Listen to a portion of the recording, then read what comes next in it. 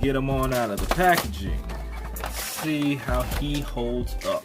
Alright, our boy Goku. Goku's a little bit different. It's still the same principles that we're gonna talk about with Goku that we did with Vegeta, but we're just gonna have a few different things to talk about with Goku while still being on the same track. So first, let's jump right into it. Let's talk about likeness. Does he look like Goku? And yeah, he does, without question. His suit is spot on as far as the colors, adding back his belt to match Goku's outfit from the movie. As far as true detail to the face, the way Vegeta's is, I do feel that his is a little off. Goku, he could look just a little bit more like him, but when I say that, I mean it's just minuscule compared to what it was before, because this isn't my first Goku SS figure. This is actually my first. And if you look at these guys side by side, you can tell that it's been a little bit of work getting him to look exactly the way he should look. His face is much more accurate now than what it was back when these figures were first getting launched in that first line of figures. So next, of course, we're going with articulation, and we've already set the ground rules for articulation. The articulation on SS Figuarts is phenomenal. There's nothing like it. I have not come across any action figure that beats it. Maybe some that come close or some that even tie. But as far as beating the articulation, they're beating themselves. Because before these 2.0 bodies came out, these were the bodies for the SS Figuarts. All the articulation that you wanted, even more neck hinging action at that point. But the difference is in the waist and in the torso. They have added more articulation. The way the hips and the torso moved back then, they were good for that point in time. They had decent flexion, extension, but they still were missing. It still didn't quite have everything that you would want those articulations to be. Whereas now, you have the waist hinge and you have a torso hinge. So you get that extra hinge so you can get those real deep hinges into the action figure, as well as the hip articulation. Like, it's more than just one joint now. Like, there are multiple twists and hinges to get every position needed to really take advantage of those articulating joints. Now, if we jump into posability, it's just like articulation, just like Vegeta. If you can think it, if they have done it, these figures can do it. Just that simple. Nothing more, nothing less need to be said. The articulating joints in these figures, especially in the 2.0 bodies, allow for complete customization, complete posability. It's spot on across the board. All of these figures, period. Even for the iconic Kamehameha wave, Goku can easily be positioned to display the move. Now let's move on to durability, because durability with this figure is a little bit different than the durability with Vegeta. Now, as far as the solid build and being able to take a hit the way Vegeta can, Goku has the same premise. And as far as his weaknesses, just like Vegeta, the ball and socket joints can be problematic in how long they last. So you definitely got to take care of them, like I said before. That not only goes with the hands, but also with the head. But then also, in the case of Goku's head, Goku doesn't have the new durable head when it comes to interchanging his heads. Goku actually still comes with the original way of interchanging the heads, which is the hair is its own interchangeable piece, and then the face is its own interchangeable piece. So with that being said, it doesn't hold up as well as Vegeta's does, because now you have three pieces that can fall apart from itself. The two pieces of the hair plus the face, versus the hair and the face being all one piece, and then that having a third prong to go into the face to keep it connected as well. The other thing that Goku has that kind of messes with his durability a little bit are his shoulder clothes.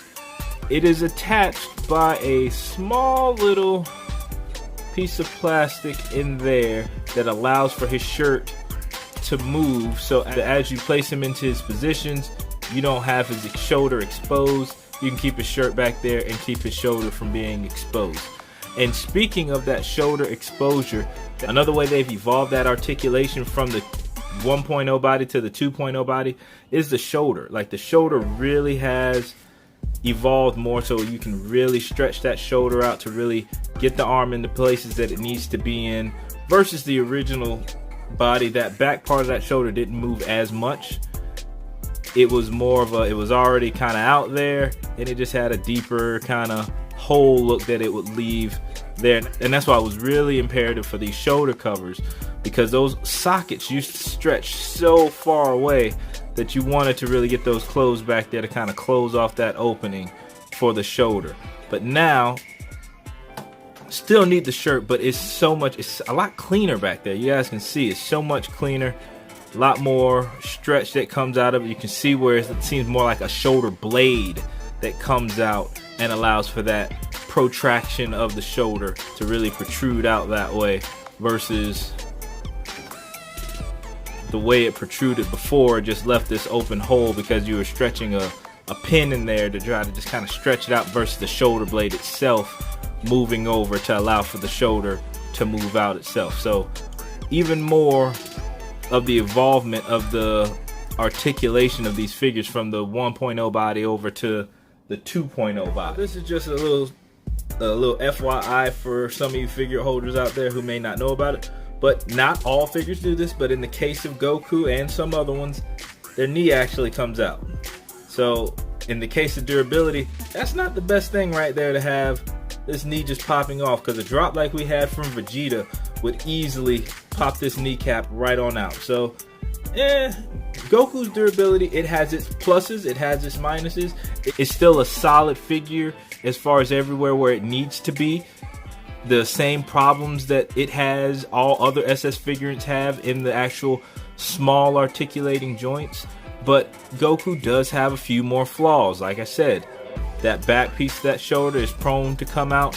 And in the case of Goku and some other figures, that knee comes off. So just one of those things to be wary of. The belt can also be a little bit flimsy. Like that's prone to break real easy as well. But all in all, still the same durability. It's just a minor durability issues that we have here with Goku that we don't have with Vegeta. So now for the final piece, and that is accessories. Now, Goku is a perfect example of why the figure makes the figure, and it's not the accessories that do that. Because Goku comes with just about nothing. He comes with interchangeable faces and interchangeable fists. That's it. You don't get a second head. You don't get a special set of arms. It is just fist and face. So that's why in the case of characters like Goku, it's important to already have your own heads for these characters.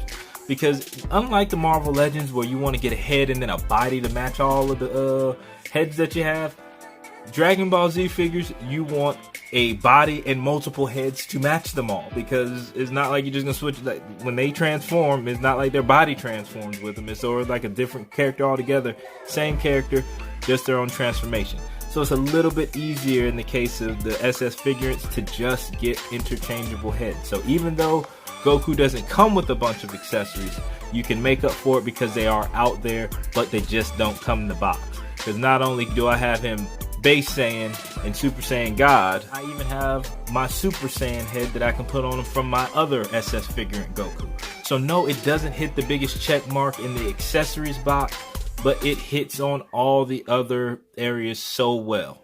And if you already have those accessories to switch to, you'll be alright in the long run anyway. Alright, so with everything that we've talked about in this video, the only question that remains is, are they worth it? And without a doubt, yes they are. Both of the figures are very well made. They both look exactly like their characters. They're durable, they're articulating, they're posable. Everything that you can want in an action figure, you can find here in these two. If you've already have a Goku, then maybe not so much. The only thing that you'll really need from this Goku is the head and to get the Super Saiyan blue hair. But the Vegeta, well worth the money. They give you so much in his packaging. You get the Super Saiyan blue head with multiple faces. You also get the Super Saiyan God head. You get a set of interchangeable arms, multiple fists and hands. so much value in this piece, and that's why he's so sought after versus this Goku, which is, Goku's always out there. Like, there's tons of Gokus out there, like I said, and all you really need if you already have one is the Super Saiyan Blue hair. But the Vegeta, just so much bang for your buck, so well worth it.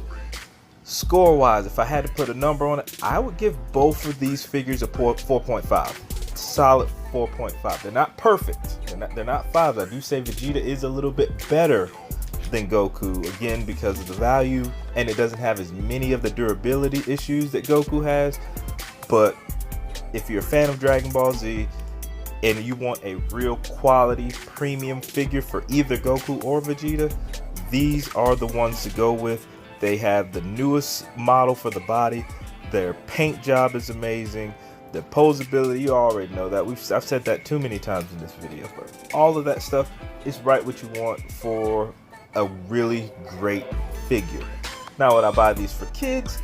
Probably not. This is a little bit too much to be spending on a figure for kids to have and mess up.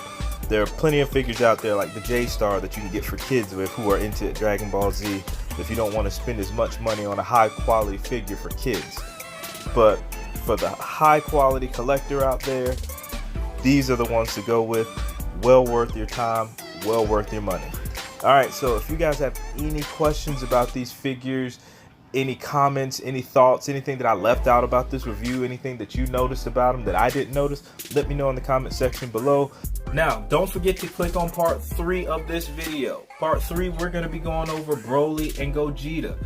The part 1, we went over what my expectations were from figures, how long I have been collecting action figures, how I rate these things as far as being a good action figure to a poor action figure, all the way to this one, showcasing and showing off Goku and Vegeta. So I hope you all like this video. Like I said, leave that thumbs up if you did. Share the video, leave a comment, all that good stuff. And I will see you guys in part 3. Peace.